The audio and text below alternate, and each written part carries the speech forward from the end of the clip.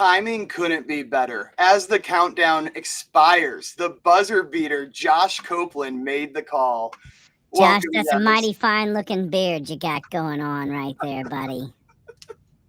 I think he's still connecting audio, but he's going to be making it here. Welcome to the inaugural Misconfiguration Madness tournament, hosted by us over here with the SME experts of Matt Lee from PAX8 and What's up, Josh y'all? Copeland representing Sention over here. So really excited to kick off the event, and I can't take all the credit here. Austin, you were actually the one with this idea to add a little bit of fun to configurations. I don't know. We both, you helped blow it up. I was just like, we should do something for March Madness, right? And like, oh, Misconfiguration Madness. And you're like, wait, let's make this a live stream event. Very fortunate to have Matt and Josh join us too. Like, so excited to kind of break down 64 of the CIS benchmark settings, see how they match up head to head, and just have some great discussion. Yeah, it's going to be fun, and I'll outline the rules for us here today. But and I'll at least put this in the background. But Matt, kick us off really quick. I feel like you are a bit of a celebrity in the space. You probably don't need an introduction, but tell whatever. us, why are you the SME on CIS settings? Because I'm the loudest. I'm thinking. Like, that's my only real value I can come up with, I think. No, I've done just a lot of work. I've both implemented the CIS safeguards as a practitioner at a very high level, but also work on them from a subject matter person, and have done a lot of work on trying to use CIS as a kind of Rosetta Stone to products and tools. I also very much believe that, especially if you follow something like the cost of cyber defense, at the end of the day, or even the community defense model, like 70-something% of TTPs are covered by IG1, like inclusatory of 4.1, which is that of, configuring your assets. And yeah, I don't want to spend 45 minutes on this conversation, but the point being, I think I've spent a lot of time on this. Yeah, so. And Josh, if we have your audio back, do you yourself really quick and your background with CIS in these settings? Yeah, so Josh Copeland, I help the folks at Sention doing some field scissor work. I'm also a professor of cybersecurity at Tulane, so broad background, did 20 years Air Force. Pretty much, if you've ever worked federal space, you know that system hardening is kind of the bread and butter of everything that you do. And for all the reasons that Matt highlighted, the things that you do in system hardening make it just that much harder when there's a new novel exploit out there for a new software. You're creating that, nice layers of defense, making it a hard, crunchy outside and a little less soft, gooey middle. So when you're doing that, you're taking these things and you're making it to where you can't take, 4 medium vulnerabilities to daisy chain them that someone is not going to ever address because they're focused so much on those criticals and highs. You're making it to where you are legitimately a harder target. And, CIS is a great way to do that because it's simple, it's easy to understand, and it kind of ties back to all the things that we already understand. Yeah, and that was a big reason when we first met each other. I mean, we connected on this setting piece, and there's the empath shout out. I had to. I couldn't help it, man. I couldn't help it. I had to do it today. We're going to have our own configuration lesson popping up on empath. So you didn't even know that when you tossed that. No, it was just kismet, man. It was kismet. This is awesome. Yeah. All right. Well, and I'll add on to what Josh said, because you guys can't shut me up yet easily. I will say that, it's always the fundamentals that get you killed. Same thing when it comes to just about anything. It's the fundamentals that execute you. And when you think about this, we just talked about principle of least privilege. We just talked about the ability of taking away stuff that you don't use. Why? Because I don't need you to pick it up and beat me to death with it. Right? And I think when we see things like living off the land tools and living down that world, more and more and more of using those techniques require us to harden ourselves and actually know where our position and posture is. So I'll get off my soapbox before I fall and break my neck, but I did want to add that in before we get going. I have to kind of piggyback off of Matt and go. All right, I'll just stop hosting. You guys stop. All right, self-muting. What you got, Josh? Well, you got something? Yeah, but to this point, living off the land, deleting things that you don't need. How many organizations truly need SMB1 enabled versus how many, when I go in and do an evaluation, see that SMB1 is absolutely enabled, or they still have like TLS1 enabled on their environment. Like, these are absolutely fundamental, basic things that open you up to a wide range of vulnerabilities outside of the things that you are still trying to chase. And this is, a few clicks in any number of tools to make this just go away completely. So to Matt's point, living off the land, you're making it easy. And you're going to make me just +1 as well with the whole Netflix show coming out, 0 Day, if we've tuned in. So cybersecurity mainstream nowadays. Netflix is now making movies about it. But to the standpoint, I've gotten in this conversation a few times, but the 0 Day attacks, whether you're prone or not prone, what are the chances of you having that, right? Having those hardened settings is going to make you less likely to. And I don't need a 0 day to pick up a rock and beat you to death with it. At the end of the day, it's not even the 0 days that are the problem. It's the rock that I'm going to beat you to death with. Like Josh's point. Yeah. All right, let's transition now to Misconfiguration Madness and talk about some of the rules here today. So let me share my window and we are good to go. So let's kick in. So there are going to be some rules. And of course, there is a way the setting is going to win. We up here are not going to be the end all say all, but we do have to follow some policies, if you will. So rule 1 are going to put ourselves in the shoes of an MSP where we can only choose one security setting. So there's no scenario where both teams win. And that's obviously to advance in the bracket, there has to be a winner. And not only that, can we cut the baby in half? I heard that worked once in the Bible somewhere, if I remember. If the recommendation is 14 character length, 7 is still unacceptable. Okay, fair. So on top of that, we will also have to assume in this environment, there's no other security layers. So we can't say, hey, complementary control, or what if they have? The answer is they don't have. We're talking strictly from a hardened perspective with no complementary controls in place. And the last thing here, we're going to talk about these. Our goal is for the viewers to understand more about these settings, understand the value of hardening, kind of like we just kicked off the episode with. But ultimately, we are going to get GPT to generate a score so that we can have a real agnostic winner, if you will. And our best way to make it as agnostic as possible is for me to show you the literal that we used. So no matter what we say here, we are going to have the score generated by ChatGPT, leverage the AI and its wonderful capabilities so that we can have agnostic results of this scenario. All right, I know Matt, Josh did all of your prep going into this. You already have your brackets filled out. Yeah, totally. Yeah, mine will be exactly what the winning bracket is, just so you know. I'm no relation to me cheating. Real talk. No cap. So any questions? So just that's how confident I am. Okay. All right. I love the who's smarter, the security practitioners or the AI? That'll be a real question 2 or 3 years. All right. It's our AI overlords. All right, let's head into game 1. As a heads up, there will be a shot clock timer or a buzzer beater timer just to keep us on pace because we do have 32 games matchups to look at. Since we're kicking off at the 9-ish, 10-minute mark, we should be just fine to go over a little bit, but we'll see how this flows. It's our annual game. All right, the first worst case is we matchup. could have a second time for the bracket, right? Like if we get chatting about it too long, we could just have another bracket tomorrow or the next time, and finish this up. Down to be part of the Sweet 16. I'm in, bro. I'm in. We'll make this happen. Yeah. I think once we get to the final 4 to fill up an hour, we should just do mock simulations against the Well, we will give Bob Miller a call. Which one wins? Fair. Probably Josh. All right, let's end. So game 1, we have the actual topic Josh brought into this with SMB1, the recommendation from CIS being to pull that driver, even though Microsoft verbiage is enabled to disable. And it's going up against the URL keyed anonymized data collection, also being set to disabled. So we do have some stat lines here, but is there any V1 SMB's dead out? SMB1's dead, I believe. 16 seed upset out of the gate. Bro, 100%. Yeah, final answer. I mean, taking this very seriously from my perspective, like every onboardings I do, I would say 5 of them have an SMB1 finding. I mean, is this surprising to you guys? I mean, should I be surprised? Yes. Am I surprised? Am I surprised and should I be delineable?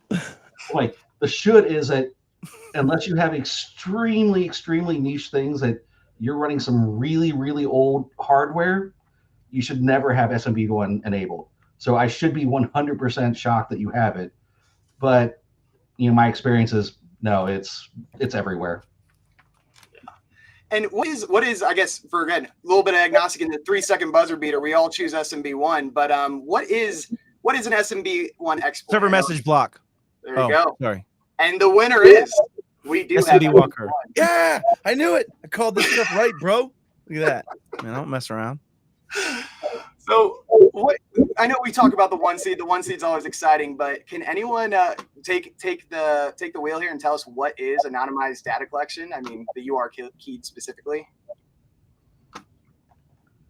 I can make some conjecture, but I might just be stupid. My gut says, based on the context, it's around stopping any type of anonymized data that has some URL key of where I came from, potentially, or other things that identify me that allow them to still track that difference. So yeah, it's literally just data leakage and making sure that is less likely to happen as possible.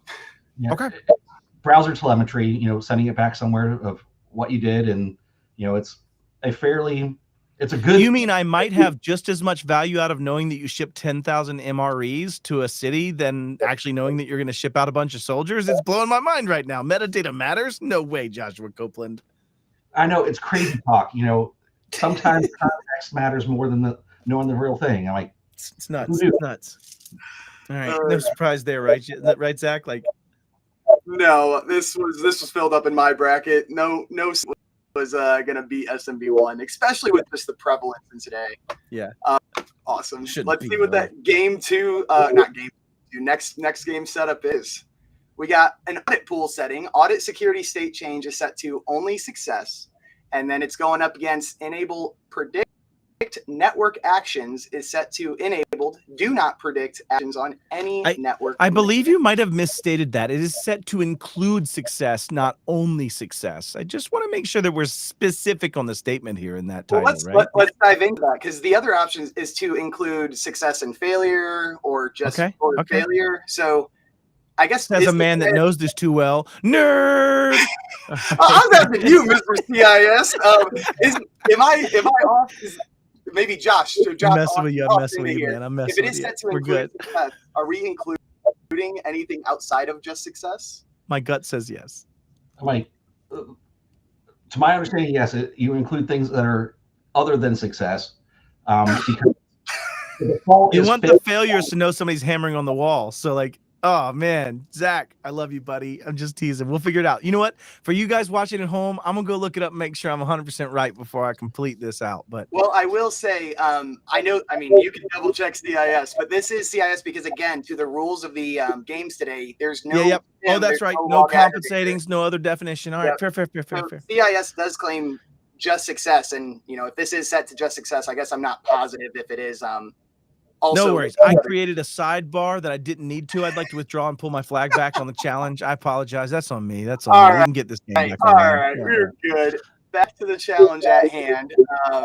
We got these two settings. Anyone have any comments? Who's going to win this matchup? I think it's going to be the enable predict network actions. I'd agree.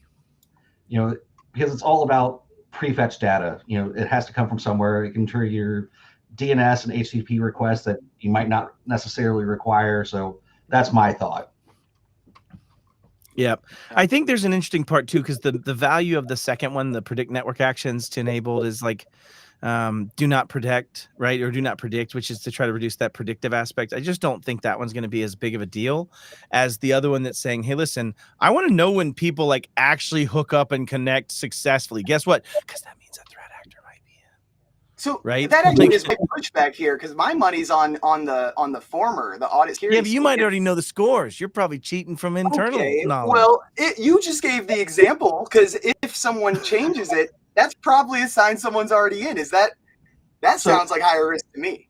So, but here's my thing: is not having anything else other than knowing these two bits of information. Yep. One just tells me if someone successfully logged in, and the other one's actively preventing a potential exploit. So Okay. that's Okay. my rationale. Okay. Yeah. It's a good argument. I like it. All right, Austin, anything you want to add here? We should go see the winner. I took enable predict network actions, but we'll see how it plays out. All right, let's give this a whirl. Ooh, about equal, according to the AI Overlord. A very close matchup. All right, 1 for 2 as a group here. We got the next matchup coming in. Oh, this is my favorite. Not a lot of people always are familiar with this setting, but act as part of the operating system is set to no one versus enable guest mode in browser is set to disabled. Oh man, there's My two. money's That's a heads up, bro. Oh man, that's a prob. Like on the left side, you have this ability to say maybe somebody shouldn't be system. Like we shouldn't be able to impersonate system. That's probably not great. And that stops escalation. But in the same breath, like you have this balance of guest access means I can bring other identities, escape the actual purview of plugins and restrictions. And oh man, I'm on the dang fence on this one, boys. I don't know where I fall. There's a statistical delineation. I mean, sorry, Josh, my dark horse for this tournament was act as part of an operating system, because being able to be an admin in disguise I think that causes a lot of red flags from my perspective. But love to hear what you have to say, Josh. Yeah, just thinking about this again with the rules of the tournament, where I have to just only look at these two specific settings and take nothing else into effect. I think act as a part of the operating system definitely is the riskier one of the I'm two. taking dark horse and going to browser guest mode because that's where the user's fingertips land. I know it's wrong, but I'm going there, boys. All right, let's see what we got at the buzzer beater. Ooh, act by operating system takes a big lead. I'm going to see myself out. I'm getting popped. Done. And I just agree. calling back to the top, the quiz, the closer they are weighted need, if you will, or security value. So this being a blowout is AI. No, you don't have to way rub it in, ahead. bro. Like I got you, Zach. I understood the math when it first laid down. You know what I mean? 82 to 64 in basketball is a problem. And 82 to 64 in football is a real problem. You got real nothing defense, boys. That'll be the playoffs next year. We'll get the setting madness. Oh man. All right, the next one here. Configure packet level privacy setting for incoming connection is set to enabled versus turn off heap termination on corruption is set to disabled. Ooh, like man. this- Oh man. So you've got on one side you have heap level where that almost kills almost any heap overflow attack as a basis. I'm being a little summative. Or you have remote procedure call methodologies not being set to private, and there's interception and replay risk. Gosh, man, you got me on a problem of being network layer and being able to smell those RPC packets or get them. And on the other side, you've got me on risk posture on heap overflows. This is terrible. This is a terrible matchup. I'll let Matt ponder on this a little bit more. I'm going to turn off heap termination because I'm with you, Josh. The perspective of if my server's on fire, I want something to take and put that out. You know, the privacy part for data in transit is huge, but between the two, just these two, I would say that, you know, is the more important of these two. But RPC lets me control stuff, and replay of those and manipulation of those gets wild. So I'm going to take the antithesis and disagree. I'm actually going to take RPC. I just want to fight with Josh before we're done with this. So the battle of the beards. Well, he's a beautiful man. I got to get him angry at me. You know what I mean? The winner of the round. A close matchup to the RPC as their next round advances. Oh. Who thought we'd have a misconfiguration madness? This is madness. Oh, this is crazy. This is battle right now. Duke and it's nuts. It's nuts. All right, what do we got next? Oh, diagnostic data is set to enabled. Diagnostic data off. Does Microsoft need your data, or do they already have Let's just pause for a second and say how stupid is this is on off. Like have to do the double negative math to figure out Microsoft settings. I don't want to be that guy, but oh no, you and me both. Like, do not force Control Alt Delete. It boggles my mind. I can't read very well to begin with. I'm sorry. Anyway. I mean, you mean I have to do math and determine whether it's an even number or odd number of negative to determine whether it's actually negative or positive. Was one of those negatives in a parentheses? Because PIMDAS might screw us on this one, right? Like, oh man. The competitor turn off cloud consumer account state content is set to enabled. Business device, I don't think anything consumer, so my bet is on the consumer for me personally. Also, because I can't do the math on whether that means diagnostic data is back on or not, I'm gonna take the right side just for my own. Like, I can pronounce their name. It's not Sakatoya State or something. Like, yeah. So in true tradition, I'm going to take the allow diagnostic data set to enable diagnostic data. Sure. No, that's my anti-Matt. Yeah. Yeah. So I'm going to be anti-Matt and say that for me, being able for that stuff being sent or not being sent is a universal, might always happen, where the cloud part depends on what your usage case is. Out of curiosity, is there any, and this is a random question, but do we know what diagnostic data is being sent? Is there any control on that from Microsoft with this set? Is it confined to a certain type of diagnostic data? I'm just rolling dice over here, boss. I'm just rolling dice. I don't even know. Let's see how the AI scores this. Diagnostic telemetry is the winner. Oh man, you got me on that one, Josh. We're eating up, man. We're eating up. It's just buzzer beater after buzzer beater, basket after basket. All right, we got allow download restrictions is set to enabled, block malicious downloads. That sounds like logical. An obvious one. That seems pretty logical, homie. Versus you know what though? Windows NTP client is set to enabled. Ooh. Oh man, no, like I feel weird on this one because if you don't have your NTP client set to have synchronized time, then logs are useless when being brought somewhere. Yeah. And if logs are useless and you can't tell what that dead body is, now I'm going to take the Josh Copeland approach and say, well, I can't look at all the other controls, and I have to say, do I want to protect somebody or do I want to be able to tell what killed them? And I'll take protect. I'm going left. I'm going to go block malicious downloads. And I look at that stat line. I think there's a heavy advantage on the left too. Let's see what you got, Josh. I'm going left, and it's NTP by itself is not super helpful. NTP relies on you having all these other things to make it useful. But boy, you can tell what happened to that dead guy. You know what I mean, Josh? That's what's cool about it. You know exactly when he was shot, and that's nice. Hey, tell us security practitioners. Active attack. So I'm looking at for defense in depth. You know what thing actually protects my client. Allow download restrictions set to enable block malicious downloads. And the winner here is the one. Yep. And tell us, security practitioners, why is it so valuable to know when something happened? Why is that timestamp just critical in the post-incident world? Oh, you or me, Josh? You start, then I'll all right, cool. All right. So when you're trying to figure out what happened, order of operands matters, right? Kill chain matters. Did this happen first or did that? Because the context shifts. If one happened before the other, then now I have other things I'm missing or things I don't understand. And so what can happen is in the intent of trying to decide, are we contained? Can we move to eradication? Can we move to recovery and get this guy back up and running?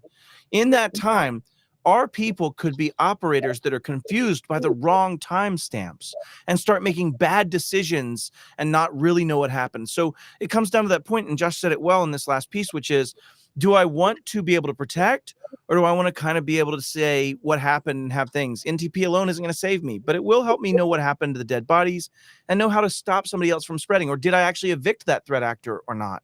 That might be dictated based on the way those operands lay out. And Josh and Bob Miller said it well, sequence of actions determination.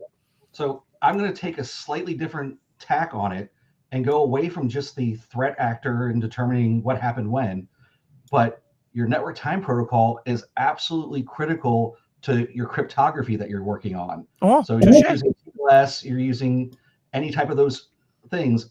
It's all based off of time.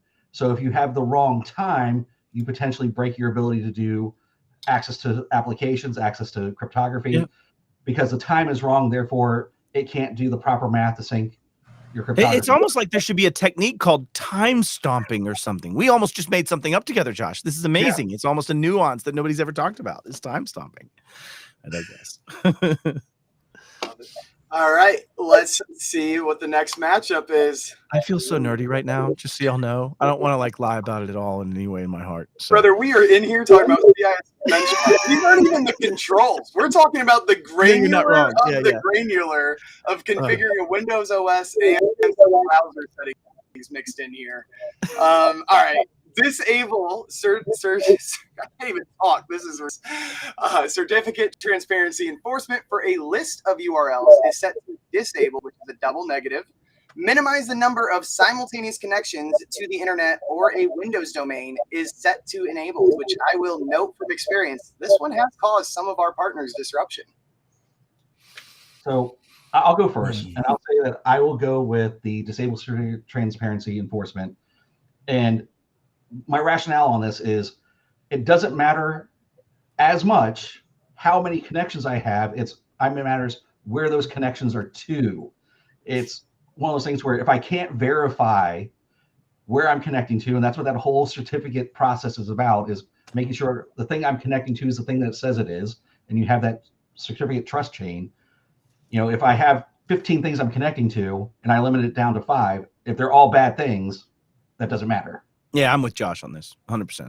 The other side of it does come down to a number of connections, but I only need one to kill you. I don't need all of them. All right. I also linking this back to phishing as well. I mean, looking at the goal of this team, real mantra, making sure the real URLs are shown and that you can make at least an extra decision-making moment as they looks at every URL they click. So let's see who the winner is. We got a sounding room. Correct. Amazing. Woo! I don't know why they give such high weighting, though, to the other score. I'm curious what it thought that I didn't. I don't know. Interesting. Well, we can always circle back for negative Sweet 16. Yeah, for sure. For sure, because it's going to take us till next week because we're going to get through this slowly. We're just have to pick a stop point at about an hour. All right, we got network security. Do not store LAN manager hash value on next passwords change is set to enabled versus enable autofill for addresses is set to disabled. We got a little bit of I'll take the first one. Physical risk versus no, I'll take the security first one. Slam dunk. You really come down to it as like at some point you could work your way away from Active Directory and be an Azure Active Directory where you don't have something stored in NetTL in the NetLM, right? And not having something that I can actually dump, that I can take hashes and crack or use rainbow tables. And then like, let's really be honest. What is the actual speed of like actual number of characters in your Wi-Fi password? Is it as long as mine? Is Zach Kromowski is my favorite hero? If it is, then you're probably fine. It's going to be very hard to crack. Oh, I may have said too much. But the point is that storing those hashes, don't store hashes. Put them in the TPM. Store nonces. Let's prove I'm me. Don't store hashes. All right, I'm done. Yeah, I can't say any more than Matt did. You know, LMM is insecure. It's obsolete. It still exists. It's easy to crack with rainbow tables. You know, it's a favorite target for credential dumping, offline brute force attacks. Like, 100%. Why enable it? Like, why should it be? Yeah. How did this matchup even happen, Zach? How'd they make it here? Did they get a large seed round at the end or something? Like, how did this team make it here on autofill? Hey, they won the conference tournament, man. You know, man, we need to fix that next year, bro. I think we got a bracket update. Is anyone updating their bracket in real time for us to share a little update on what this looks like? I think I might have to do that during the next discussion. Yeah, we're gonna have to do it for next session and see where we stand. You know, it's a battle, bro. This one, and I think anybody gets extra points if they actually find the CIS benchmarks to have any correlative value to the CIS safeguards. I'm done. I'll see myself out. Well, I could tell you about a platform that has that, Matt. It's fair. I did have it. I know a guy. I've seen him. But I figured it was already busy enough, so I just wrote the policy instead. Fair. All right. Matchup, we are in for good old W Digest. Authentication is set to disabled versus privacy screen is always enabled. I will note I've had one W Digest find in the last year, so they are still out there. I mean, I don't even have to speak here. So we just let the 1 seed win. Yeah, I think we can pop forward. Like I think we just know they're going to crush that other team. Yeah, if Florida comes back, I'll say something. I apologize. Like one's a UI choice and the other one is actual security. So easy enough. Yeah. And with 30 seconds on the clock, they actually called the game early for an easy win by W Digest. Called the game early. Boys, I know you're in the NFL or college over here, but can we just step off the court? Like let's wrap this up, boys. Like, we're done here, okay? Come on. Y'all don't want to be embarrassed anymore. Let's head to the locker room. Take the money for being the top 32 and Yeah, right. Yeah, your school's doing good next year, man. Let's just wrap it up before it gets more embarrassing. All right. Access Credential Manager as a trusted caller is set to no one versus turn on virtualization-based security is set to enable. I will call out one note here for the CIS benchmarks. On Windows 10, the virtualization setting is actually a level 2, but on Windows 11, a level 1. So it is a recommendation everyone should follow. What do we got on this one? I think I'm going to go with the security set to enable, just because you have a lot of things that you have the ability to break out of that virtual security and then do other things in the environment. Basically, it's a issue of you're creating additional OSs that are potentially unsecure. Just the access credential manager being set to no one. And hopefully that credential manager's fairly open and fairly empty, other than whatever you have to store. Hopefully, even we just took away that password a minute ago with that win we saw earlier, right? So I'm assuming these are cumulative. If you win, that setting stays. I know it. Anyways, I digress. I'm on the right. I'm taking the kernel integrity. That would be tough. Yeah. Call a complementary control. That's yeah, you're like, oh, 32 games ago, I had a comp control. Like, you're not counting that, Zach? Jeez, bro. Sorry, never get NIL transfer portal. It's gone. You just have to give new messages back to the LLM every time from the win of the last one. Please remember that you have this setting disabled. Like, bro, that's all you had to say. When I made my slide saying the prompt, you were the first you gave me the inspiration to do that because you generated an image. Here's the prompt that generated the image. I've been doing that for years. Jason taught me that. I can't generate the score because people are going to say I made it biased. Yeah, like I got to share. Here's the prompt, boys. Look at it. Yeah, exactly. All right. Who was the winner? Who won? Ooh, that's close. That was a close game, but we do have virtualization. Yeah. It's really about the kernel protection, right? If you can get down below that, you can do so many other things, as Josh kind of alluded to. So it's protecting the kernel. All right. Ooh, I like this. Third-party cooking blocking is set to disallow third-party cooking versus good old print nightmare. Did you call it cooking or cookies? Are you hungry right now, Zach? It is dinner time. I've had half a beer. I feel you. Okay. As well. And they're going up against Print Spooler. Nothing's ever been attacked using Print Spooler. This is stupid. We should stop talking. Oh wait, Print Nightmare. That was the one. I'm gonna guess it's the right side. If I had to take a guess. CVEs? There's no way, Matt. CVEs can be a config change. You could almost have 3 of them back to back, and they don't actually fix it, even though they say they do. I'm not saying it was in this situation, but you could. I mean, nobody's been breached by an open print spooler. Not once, not ever. That's negative never Ghost Rider. Negative Ghost Rider. All right, we can move on. This game's done. And given the real world exposure, managing this setting, this is still something a lot of MSPs do get nervous about before changing. So there is still an uncertainty of possible disruption. Are they ready to remediate this? And that's still happening today. So again, we're doing this to make configurations a little bit more prominent and aware, but at the same time, they do stuff, people. They're critical. Configure your assets. Matt can tell you what the asset is. There is a value about third-party cookies, but that's much more around tracking and OSINT and other things there than it is about this. So it's going to be a hard win on the right. Yeah. Yep. No doubt. I think after a little bit of a rocky start, we're getting on the same page with this. We're figuring this out. Figuring it out. Yeah. All right. Oh, we got a little firewall mixed in here. The private layer, to be clear, having that on. And then it's going against autoplay for non-volume devices is set to enabled. Interesting. I mean, it goes back to I have to compare these two things based the only one or the other. And I'd have to go with the firewall because that's got a broader range because not every device is going to have something you're going to plug in that is a non-volume device that's a USB or something. Besides, I won't need to use a USB because you're going to leave your laptop unlocked in some numpty-ass airport lounge. I can promise you. So we're good. You're right. I'm with Josh on this one. If we really take this expense serious, there is no other settings in place. So there's no machine activity timeout. There's no control delete. There's no. It's open. Yeah. Yeah. So the autoplay means Matt's walking by you, and the firewall means anybody can buy a Google ad and attack you. So let's just probably go with the broader one that Josh called out. That's the one I'd go with. I guess that's what I thought. I do like using a rubber ducky when I'm in, a Centurion lounge. Yeah. That can be I fun. never do it in front of the DHS office. No, that would be bad.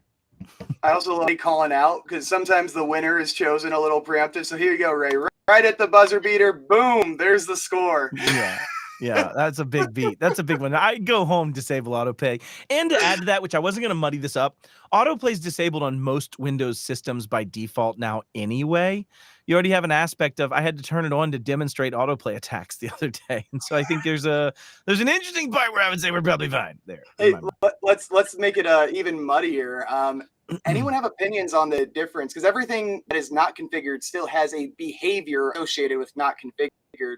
What's the difference from explicitly configuring versus default state? Is there any value there? Just means you'd have to have system level control to override one that was not set before, which means one would already have escalation in my mind.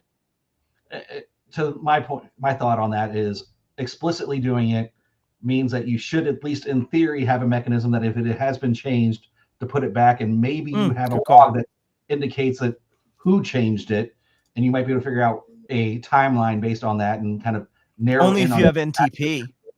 Yeah, busting myself out. NTP's not associated. Yeah, we got rid of that. We lost that game, bro. He's already on the bus back home. Yeah. And I love Ray talking about why you don't even need to change the policy. Just get rid of the ports. Just fill them up. Just have a capacitor ready to short out onto it. Like mouse that is USB, and you're re-imaging a system because you had an attack, and you can't use the Bluetooth or the wireless keyboard, and then you actually need those USB ports. It's true, but at least you'll have a keyboard permanently glued to the machine at that point, based on Ray's methodology, so you won't ever miss one again. You know what I mean? I'm worried by Kelly here. It sounds like he might have seen that. I've worked in environments, he says. I have definitely worked in environments in my military career where we did go around with super glue and fill in the USB ports, except for one for a keyboard and one for a mouse. That's so awesome. Yay, epoxy for the win. Oh man. All right, what we got next? We got disable one setting downloads is set to enabled versus autoplay is set to enabled for all drives. So we're changing this up from just the non-volume to now all drives. So what do we got here? One setting versus all drives autoplay. I'd go left. I think that's a lie. Exploitability, autoplay exploitability. Come on, bro. All right, fine. I don't know, man. I'm going to lose here, but I'm going to lose with purpose. And I'm going to say I want to lock down people's ability to manipulate settings than I do the auto run of malware. Again, it goes back to Joshua's proximity challenge. Yeah, I want to believe that. However, I think the disable autoplay on all devices is maybe a little better because you have, opportunities for non-disk type devices and all drives to. I brought my AOL CD. I'm knocking you down, bro. I mean, I've seen worse. Want to get on AIM still? It's over. That is where the origins of Kali come from. Is somebody needed to do a pen test in a completely media-less environment, and they did a live boot on one of the machines inside. So yeah, it checks out. Oh, and we do have Ray Orzine agreeing with you, Matt. So what do we got as the winner as the time goes out to keep Ray? It's going to be the right side, unfortunately. It was the right side. But I think you're wrong, LLM. I'm going to go on record that Matt LM would have got that right. There are two people making Matt Lee LLMs out there. Isn't there an LLM marketplace by now? I'll buy that in Sweet 16 powered by. What would Matt say LLM? It's WWMS LLM. Yeah. Also, to give Ray Orzine a personal shout out, at CCF just 2 weeks ago, he said he hasn't logged on LinkedIn in over a year. Oh boy, and good to be here. I believe Austin reaching out personally is right here during the live stream interacting. We love you, brother. All right. You say that, but if you talk to a very much younger Josh with more hair, that may have been a true statement. Fair. All right, what do we have here? Set client connection encryption level is set to enabled high level. We want high level encryption. Is Cray talk. Configure enhanced anti-spoofing is set to enable. Man, we got us a matchup here, boys. This is Yeah, wild. this is ooh. I mean, I teach cryptography, so I have to say set the connection encryption level to high level because, you know, Phipps would kill you. And that was being the cryptography professor and saying no. I'm with you on that. Only because I think anytime you're connecting to ransomware deployment protocol, you should have the most secure methodology. You do connect to your ransomware deployment protocol. So in my mind, protect that RDP, boys. I'm going left. Isn't the right more to do with the identity access and whatnot? Isn't that like the whole jazz today? Everything's identity based. Is it not? What? Underdog upset on the right? On the right, talking about anti-spoofing on Yeah. identities, increased security protection of the network. I see where you're going with this. But they're talking about anti-spoofing, I think, from an internal network MAC address perspective, and I believe that delineation matters. So I'm going to take the left side still. I could be wrong, but I'm taking that left side. All right. And we got the buzzer beater here coming in. It was close. Ah, sweet. Now, Cryptologist wins. I will tell you, if you're trying to block like LLMNR or other things that might be trying to do spoofing of MAC addresses, I'd probably agree. I think that's what that's for. So that's local though, and it goes back to the Joshua complex, which is which one's more broad in this scenario, and it would be the left That's one. true. I do want to say that I believe that the anti-spoofing is tied to liveness checks for biometric login. Is it? So when you're logging in to make sure that, like, you know, it's So this is Josh is crossover actually error there. rate focused, not it's really talking about biometric validation and spoofing. Is that what this is? Yeah. It's is it actually Josh or is it a picture of Josh? Yeah. You know, is it my I didn't know that's what that fingerprint? setting was. They- Interesting. I'd like Yeah, I'd like to double check that. But that's if that is, I would also say I don't need that. You're going to leave it unlocked in an airport lounge, as I already discussed. So it doesn't matter. I don't need to spoof you. You're going to leave it open and go to the pisser. We can dive into that setting because we're going to have so much free time. We're halfway through already. Oh man. I'm actually We're at cutting it 42 close. minutes of our hour. What do you mean halfway through and we have free time? What are you talking about? Oh, you're right. It's only a few days. Yeah, the audit pool versus audit pool battle process right here. creation. What would audit tell you log more on is- post-incident, or I mean, you can think of this setting however you want. It's the but, left side. It's the left side. It's going to be left side. I care more about the things that create audit requirements than just someone logging in or failing to log in. From the context of something bad is going to happen. Additionally, that you have a clipping level that isn't directly honored by that, right? And so if you don't have the intelligence to set a clipping level and say that's just Matt being drunk in the morning as usual, and he's going to type it in 4 times wrong before. I'm with Josh on this. I'd stay left and say one of my biggest things that I'm looking for is once something lands, evades EDR. I certainly want to know when it creates another process or spins off into another process. And yeah, that needs to happen. I need to know when that's. I think I'm going to go against the grain here because you've already read the answers. It's going to be no. I mean, this is. I made these all, be very transparent with the audience. I made these all in a row, so I don't have this memorized. But would it not be too much noise? Because we're suggesting no other complementary controls, no log aggregator, no SIM. Oh yeah, you're making the same argument against my argument. That's fair. Oh, okay, well, here we go. Let's see who gets it. I still have the right time. All right, see, no, you made a fair argument.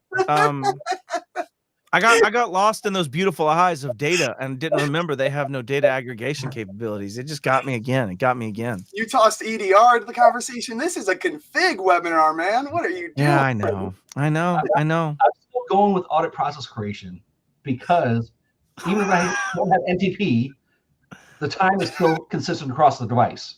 I'm with you. Yeah, I'm with you. Yeah, I'm going with Josh. I think this was an upset. I don't think it should happen. I'd actually see if the ball was deflated or something. You know what I mean? You never know. Setting gate into review. All right. We got SMB1 server is set to disabled. Come on, bro. Versus a Matt favorite. I think Matt has to go with the right side, but really?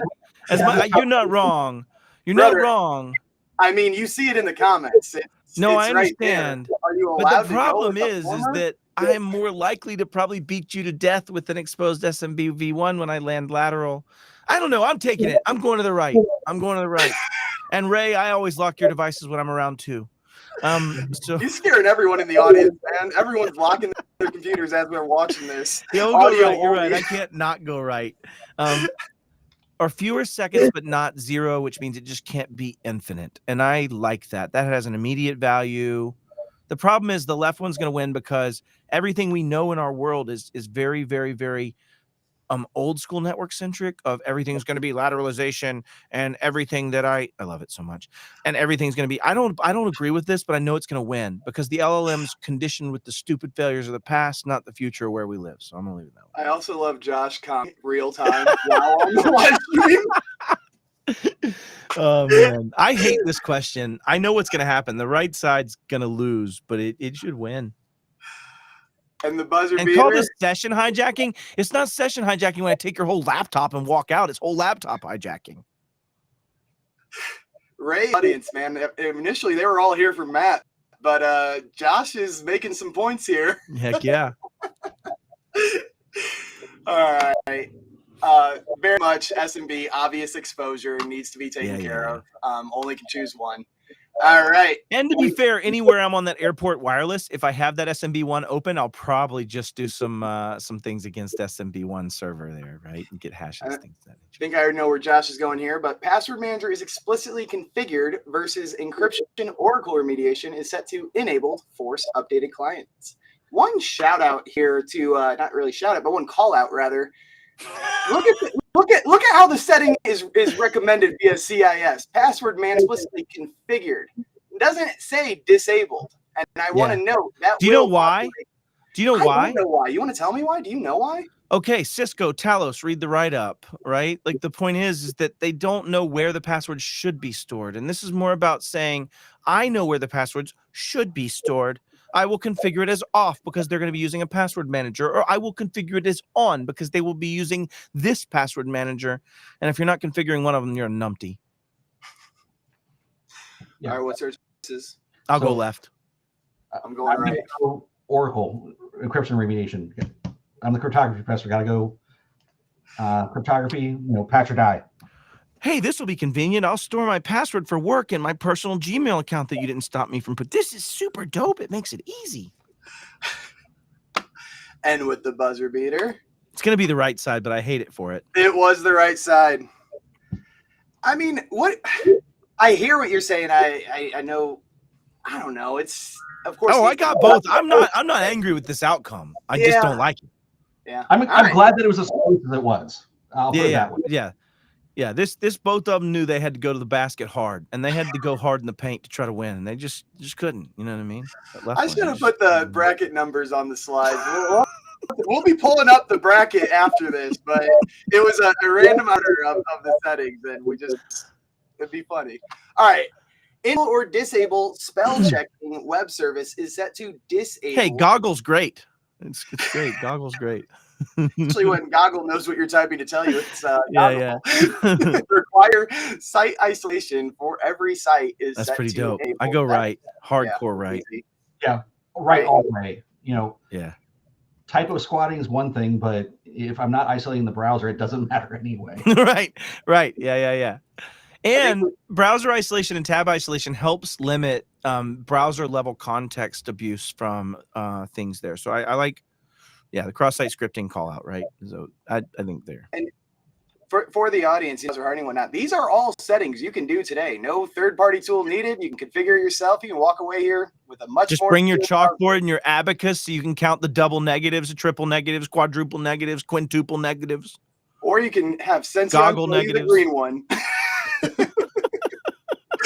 14 seconds. I'm not allowed to click it before because I don't need Ray yelling at me again. Oh, Ray's getting mad at the early buzzers? We already knew they were done. We're giving them a towel and heading into the locker room. Come on. They're just trying to go home, trying to get on the bus. Yeah, man. The Gatorsville, man. They got a sketty dinner on the way home. All right. And the winner is winners, man. Spaghetti's for winners. Oh, wow. Yeah, I had that one. I had that one pegged. I knew that one. Security practitioners, what is there any reason not to do the winner here? Is there any user behavior disruption or reason they'd be upset? Viruses and malware have much more trouble doing cross-site scripting, so that's a pain in the ass. But other than that, no, I don't think so. the only scenario I can think of is if you're a developer, and if you are and you do need to be able to do that, Bad that's practices. a device and a VM that isn't connected to anything, and that's a whole other set of things. Yeah. We don't have compensating controls for that. You're just a numpty. It's okay. I'm not mad. I just don't like it, Matt Lee. True story. Yep, that's There's my accurate. next I stand by it. Webinar, I can do that. It's accurate. Yeah. All right. Force Google Safe Search is set to enabled versus prevent users from sharing files within their profile is set to enabled. I mean, I got to go right on this one. Yeah, I'm probably right. go right. I think the safe search is useless as blanks on a boar hog. So, yeah. Man, we're going to stay here for 45 seconds, though. Josh, did you say right as well? Are we on the same page, you and my bearded brother? Yeah. All right. Let's move forward. I don't care. Ray, I'm sorry, bro. We're moving forward. 38 seconds is a long time to waste. All right. We were correct yet again. Prevent enabling lock screen camera is set to enabled. Oh, this would be so fun. Prevent enabled. So I'm going to prevent enabling. So I can't enable my lock screen camera. So that's a triple negative if I count that right. And that means that I'm now not letting you not enable that thing when I want you to not enable it. That's perfectly clear. The other side says UAC admin approval mode for built-in admin is set into enabled. Requires admin approval. It's just basically saying built-in admin has to escalate. I'm going to go right. Hardcore. Yeah. 100%. Right all the way. There are some reasons why you might want to enable the security camera when the computer's locked. If you're using Windows Hello as your authentication, that you have to look at the screen and blink a few times. If you're a member of the NSA and you want to take over machines like they did with that one cool malware they did for Samsung TVs, then yeah, totally need to do that. There's nothing my NSA agent doesn't already know about me. They're very friendly, gentle even. I love that my wife just cracked up over that. Waiting for the bands to come up. But yeah, UAC, just because I have admin rights doesn't mean I should be using them. I should have to do something specific so I'm not the dumbass who accidentally invokes my privilege. And it helps escape those things that a systemic level can't escape when it's running as that user. It can't see that if it's on its screen. So I'm assuming you mean like Tenable, where you have to disable UAC for it to run right? No, come on, Josh. I don't throw shade on people like Inable or T. Anyways. Prevent enabling lock screen camera, and we won 81-68. Yeah, checks out. All right. And I was just about to. We beat that player to death, and they got to see it because the camera was definitely on. One thing I was actually going to call this out, talking about just because it's built-in admin or just because you have admin. One of the account lockout policies allows admins not to adhere to the account lockout policies. So even if you have these set up, make sure the admin is actually throw things at Henry Tim in a sec. Follow it. And we even have Henry Tim comment in here. I'm gonna throw things. He knows he's trying to get me to throw things.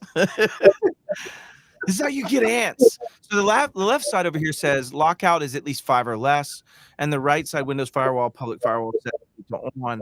So you have one that's saying let's at least block inbound traffic from everywhere that seems itself public, and one that says, hey, let's let things have a clipping level of at least a native setting of 5, and after that the lockout occurs. That's tough, but I'll probably take public firewall. See, I'll take public firewall because again, the computer's already unlocked. Yeah, because you're at the airport and airport, drinking, flirting with that person you're not supposed to flirt with next to you. All those things. That's definitely what's no inactivity timeout or anything. It's already. I've got a whole book of the reasons people leave them open. It's amazing. It's amazing. When's the scrapbook coming out of all your photos? Is that? Oh, coming? I should make a scrapbook. I'll even start taking pictures with the laptop. So or something. It's gonna be great. Little that was close. Photo booth. I'll carry around some big sunglasses. That was a high-scoring game. Look at Bob even calling it out. 80-84. This was tough. It is a tough call. I'm with y'all.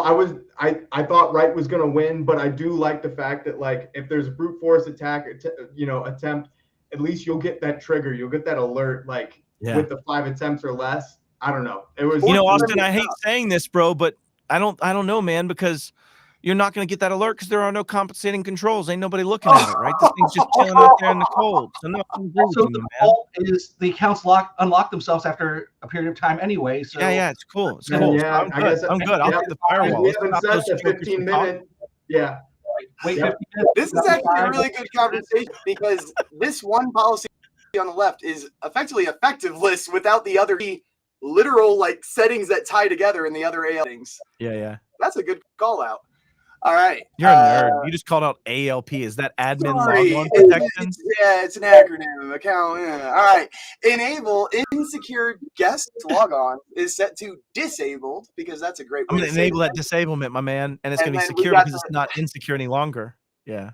And then we got just a setting. Yesterday we were doing an onboarding, and the new partner goes, "Oh, this is just a small shop. A bunch of nice old ladies. They love this button. We can't get rid of that password Oh, reveal Bob button." Miller's so on the point. No control is valid if you're not watching. If a tree falls in the forest, does it actually happen? You don't hear it? I don't think so. It doesn't make a sound, bro. I'm with you. So on this one, the guest access is the biggest piece. Like, you shouldn't have guest access available, period. Not let alone freaking unrestricted. Murder that guest, take him out back, small little hole, little bit of lie, cover it up, get out of here, boys. Like, that one's the win. Yeah. I'm like, if you have guest enabled, just don't do anything. Just open the door and say, Yeah, come on in, boys. And I don't need to see your password because, again, you've left it open in the airport. So here we find ourselves. It's the left side all day. It's going to be 84 to 68. And to Matt's point, if you're leaving it open in the airport, where else are you leaving it open? Mm-hmm. Definitely. 84 to 64 was the guess, and we got. I said 84 to 68. Oh, so close. So close. Dang. Holy shit. Man, I'm in this LLM's head right now, bro. Hey, Bob, we don't talk about burying them in the greenhouse. I don't have one tile that moves that's concrete for that purpose. We don't talk about that, my man. We don't talk about that. You've heard of composting? Man, I compost. Oh, dude, I got into that a few months ago. It's pretty cool. I'm looking at making a little worm farm next. True story. All right. We got about 9 more matchups. We got configure solicited remote assistance is set to disabled versus UAC behavior of elevation prompt says to standard users to set automatically deny elevation requests. Now, we are talking about this from a security perspective, not a usability perspective. There's probably only like 5 people that I know who actually harden the setting on the right. It's going to be the left. It's going to be the left for social engineering attacks, for bring your own tools, for living off the land. I think if this LLM that's deciding this game has done any research around modern attacks and what's playing out, I think that left side is going to be the one. I mean, I really do. I'm going to disagree, and I think it's the right side. Yes, the right side, because you're automatically denying escalation for privilege request. So you're not giving them the opportunity to escalate their privilege from a standard. But if you take away local admin rights, they can't escalate themselves.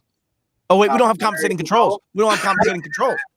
Damn, you make an argument that is very valid, Joshua Copeland. I don't know where it's going to go, my man. I don't know where it's going to go. Oh, man.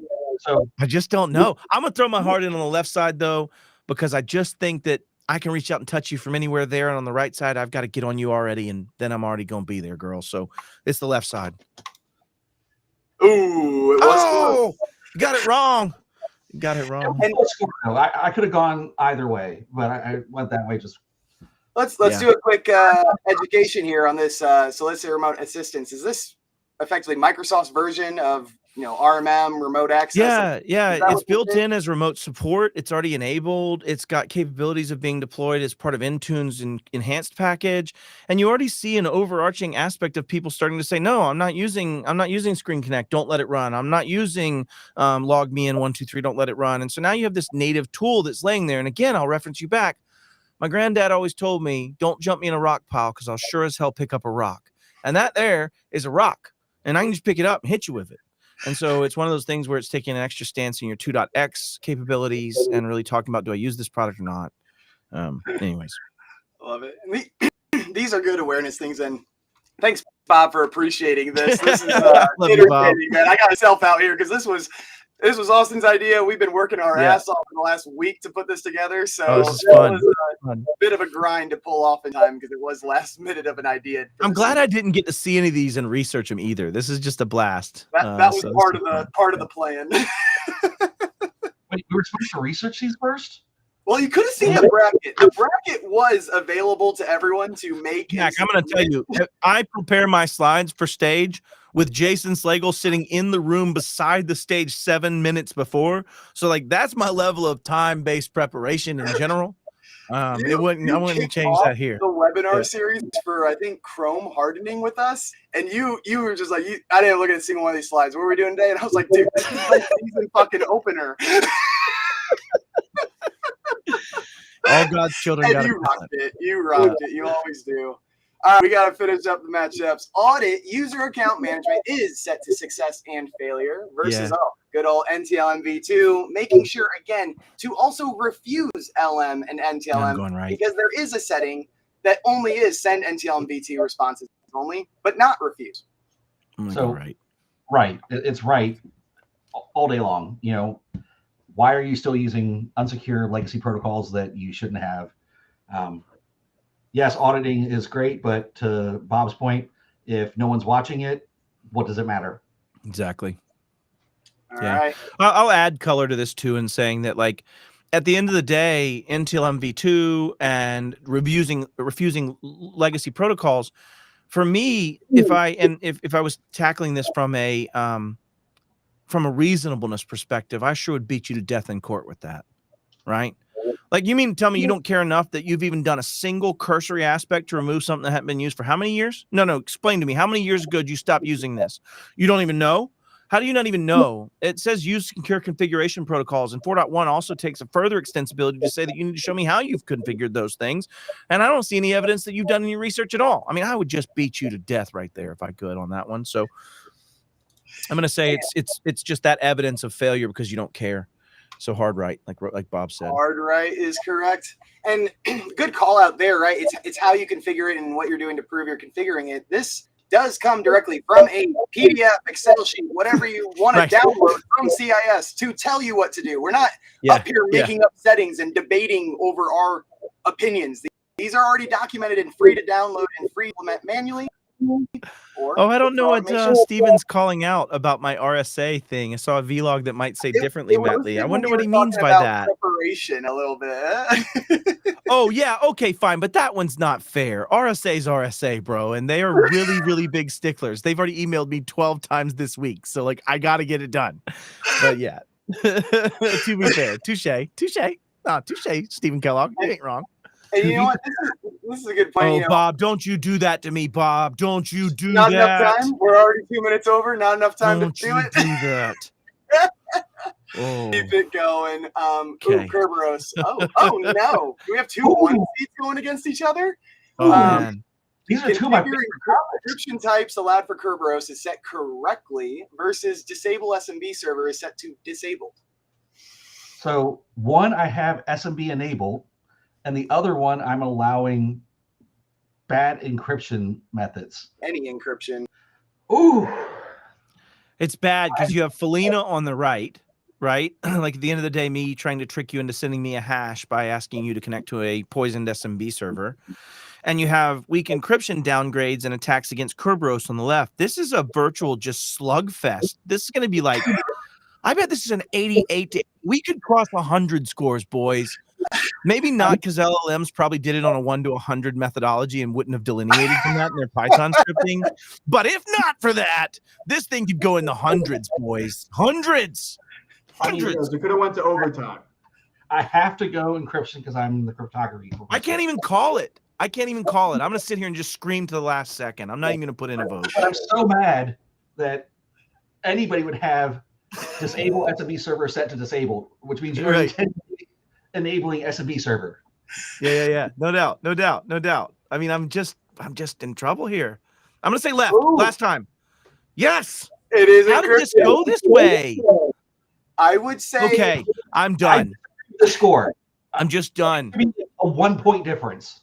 Yeah, this is ridiculous. Here's what happened, boys and girls. I guarantee you that the LLM judges that came into this believed that Kerberos and Active Directory are prevalent in every single environment, and therefore they had to have given a greater weighting to the left side and saying that the SMB server attack methodologies are not as valuable as taking over a ticket granting ticket or token granting token, and having the ability, it is ticket granting ticket, but it's okay, having the ability to attack Kerberos at a heart level and impersonate someone and become that someone probably comes down to that. And I get it, but I feel sorry for you, your shitty Active Directory servers. Okay. Oh man. All right. Enable firewall traversal from remote access host is set to disabled versus a good old password policy with a 14 or more character length. No complementary controls, no MFA, no nothing as a reminder here. So long passwords or disabling transversal of enablement across the disablement on the host. I'm trying to figure out where that lands us, but I'm guessing network firewall becomes on. And or passwords long. I'm going right. It's going to come down to cred security because I can attack that anywhere. You're going to have open things, open services that have firewalls open that I can attack with passwords. I'm going to take the right side right now. Yeah, password all day long. Password. Austin, what you got, brother? Yeah, I was leaning passwords as well. I mean, I think too many people. I also find irony that they don't talk about the with MFA, even though that's actually called out in the safeguard.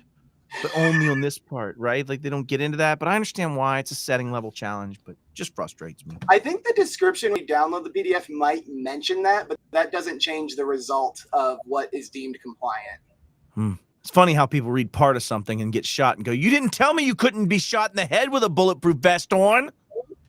All right, there's something there we need to do with next week. Damn, head wounds aren't counted for. A high-scoring game. Yeah, of course it is. The password. Down to the last 5 steps. Configure registry policy processing is set to enabled versus policy override is set to enabled with always allow updates or automatic silent updates specified. I mean, you got to have updates, right? I don't even know what this is saying. Like, let's just pause for a second and understand that sometimes these settings, you got to go research them to understand context, impact, what it actually even means. All right, I digress. I'm going right all day It's long the right side for patch management. because it's patch management. Like, yeah, a 0-day comes out and you don't patch it, it doesn't matter what your registry says you're doing. Like, Agreed. You're wide open. Yep.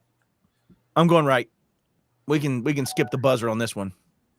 I'm pulling up so we can read from CIS. I was gonna do some extra work. Go ahead and give me something. Give me 10 more seconds. Well, this morning I got up and drove through my back fence, which was kind of challenging because I really had to get backed up a little ways to have enough pressure to overcome the internal steel bars I placed inside my fence to reinforce it against tank attacks, truck attacks, things like that. And the headache was pretty big. Oh, no, is that too much? Should we go off on No, a this is perfect. My share screen is on the Graded. I'm not shocked at all. I actually do have reinforcement in my fence. Oh, this is way too blurry. We're not going to do this. That doesn't work. Note, updates to any component does not allow executable code, does not significantly alter the behavior of the browser or is critical to the security will not be disabled, e.g. certificate revocation lists and safe browsing data with, okay. Yeah. So anyway, to call out, there is more information always available. Sure. All right. I got to know about Flock down here, though. I don't know Flock. Anyways, I digress. Continue. And the next matchup, we got another password policy. Maximum password age is set to 365 or fewer, but not 0 because that would be infinite. Versus disabled cloud print is set to enabled. So let's talk about not paying attention to recent NIST guidance in the last 5 years. But other than that, you're probably right. So I would say the challenge of this is that the empirical data says that you have to reset passwords. I would also argue there is growing evidence that people do stupid shit when they reset passwords and just add a 1 to it. And that incremental value is not very valuable. So my argument would be without any other controls in place, I just don't think the passwords age. Now, the challenge is you're saying that also affects complexity. And that's probably a duality of settings in Microsoft to create that. I don't know if that's true or not. In which case that may have higher value. But I'd also say, screw you, Microsoft, for making that only sound like time, not time plus complexity as a statement. So I'm going to take this and go, I don't like either one of these as a winner. Minimum password age, to your point, NIST, standards have eliminated that as a requirement. We have to take it, don't we? Which is just part of complexity. It's not, the totality of complexity. That's handled by some other controls.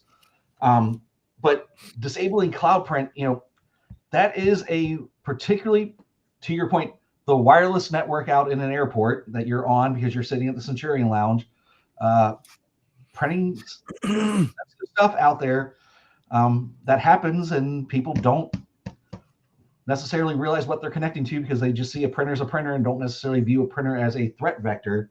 I mean, I want to say print in the cloud is the more poignant control, but I think the LMM is going to say that it's going to be. It's going to be like 75 to 20 or something. This is going to be brutal. Okay, Okay, that's better than I thought. Okay, good. Okay, good. I'm with you though, Josh. Giving me a printer and giving me an output should be controlled. It should be a setting. It shouldn't be something I can happen upon. All right. Allow custom SSPs and APs to be loaded into LSAS is set to disabled versus the last of the 3 Windows firewalls. Quickly looks up what SSPs are. I actually don't I know know what I can go to SSPs are. Josh for Sorry. any acronym. I once tried to beat him on a live webinar and I was quickly defeated. The acronym is Security Support Provider and Authentication Packages, if you actually wanted to know what those are. I did. Thank you. That gives me context. Thank you. It'll help with the basketball game. For those of us who are super geeks and like getting into the deeper stuff. For this, I'm actually going to say that disabling custom SSPs and LSAS is my. And see, I would take the other side to say if the firewall's on, I can't reach out to you potentially. So This is only for a domain firewall. yeah, but we're on the domain. I made that up. I'm the game master. Yeah, we're on the domain. Do I get to do that or no? Maybe I can't do that. Matt Lee's world, and we're just living in it. Oh, whatever. I tease. No, you're probably right. You're probably right, Josh. These Actually. 2 controls, I would say the domain firewall. No, you're right. You're right. You're right. It's gonna be real. I'll let Josh talk me into one for once. I'm going left. I'll never let you get down if I lose. Damn but, close. This might be the all right, highest scoring matchup. LSAS means something completely different.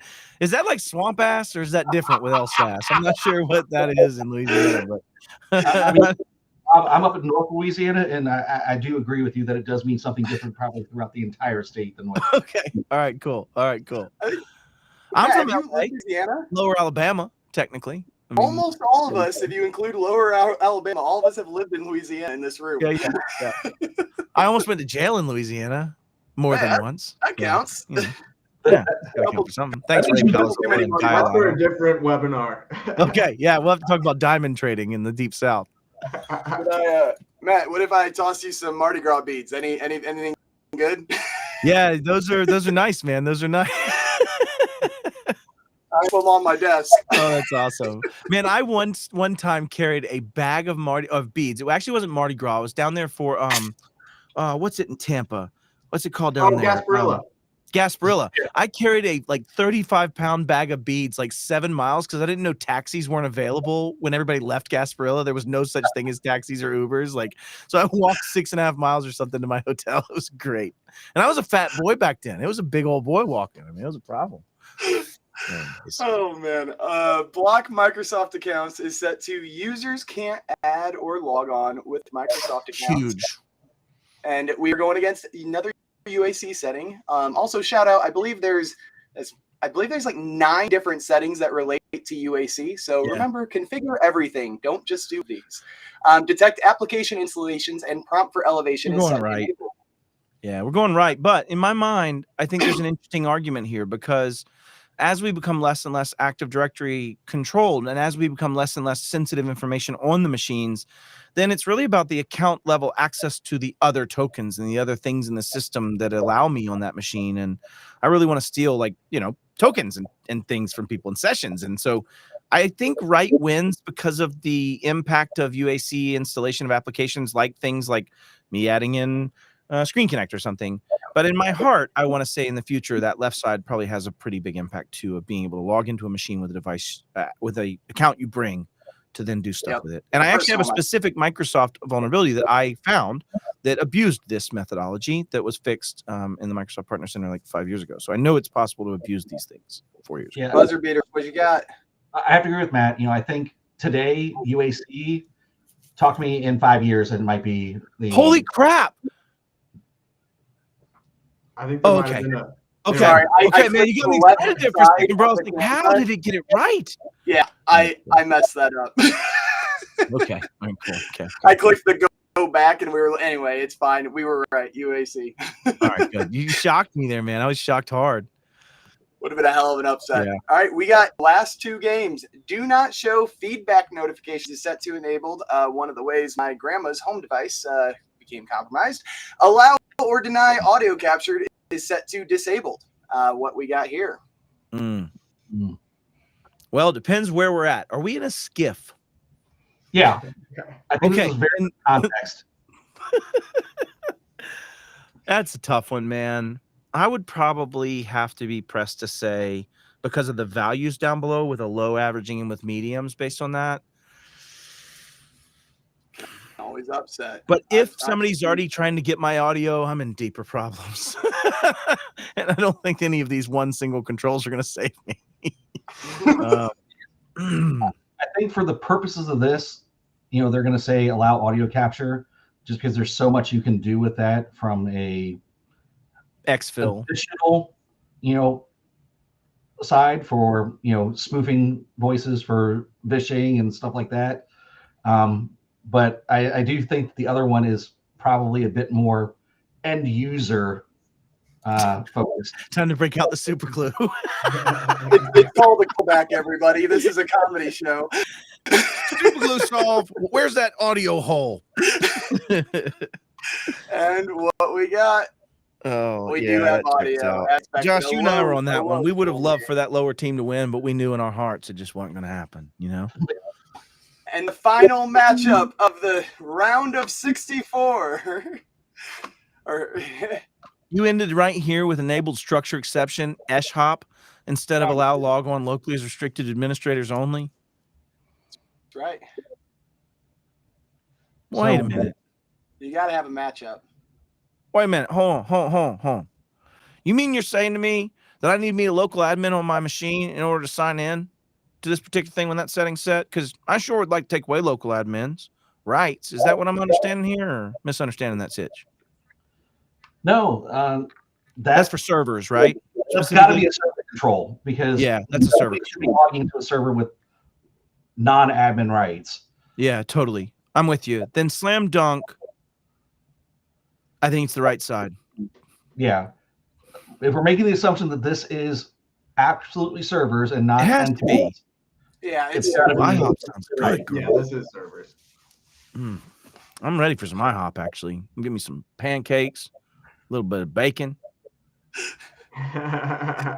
They did change their name briefly to like B-Hop. Did they? Yeah. Oh, man, so I they need were to- trying to I don't promote their know. burgers. Well, IHOP anyway. International hands. Okay. Oh, with a buzzer beater ending. What? Admins and users on the server. Maybe they're making an Yikes. argument that the structured exception handling overwrite and the ability to overwrite something could be universally applied, whereby one would have to have proximity to log in locally to an asset that you weren't an admin on. That's the only thing I could think this guy was thinking when he played this game out in that last couple shots, like in my mind. It was order here. It should have gone to overtime. Yeah, I mean, with my eyeballs. you can use shop to do, zero-day attacks and heap spray, but I think that's a little less squishy than allowing Nicely said. non-admins to log into a server. I'm with you, man. I think this is another one that we check the ball, check the judges, check the refs, make sure they didn't call any weird fouls and such. You know what I mean? No purple cards or whatever that happens in basket sport. Basketball. Oh my gosh. And that is the round. It's over. It is Okay. off to the Sweet Okay. 16. We Oh are man, it's gonna get making it. wild. And if Yeah, you gonna get joined wild. this and you had fun, we do have a bracket you can submit with the QR code on the right, with my favorite dinosaur game in the center. But join us for the Sweet 16. We got to make the event for next week, but we will be sending it out. But again, these are all CIS recommendations, things you can do, things you can automate with good old Sention. But end of the day, these are things that need to get done. Thank you, Matt, Austin, and Josh. You guys were rock star. What's the word? Not commentators, announcers with me. You guys fucking killed it. I'll also make my conflict of interest statements. I have no financial compensation for you being here. I'm only here because this is a good time. I thought I'd say that out loud. So. Anyway. Matt's also donating a prize, isn't that right? Wait a minute! Whoa! We didn't get all crazy now. We didn't get all crazy now. Meeting with Matt Lee. I'll meet with somebody if anybody thinks that's a prize. I'd be glad to. So how much is a signed photo of Matt Lee is worth to you? Oh man, I'll use my left eye when I sign it too. It'll look pretty. The first photo he takes with an open laptop, his signature. That's the prize.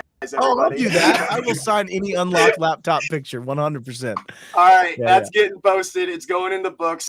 Make your Sweet 16, and we will talk next week. Thank you. Thanks, y'all. And this is my first time hosting live, and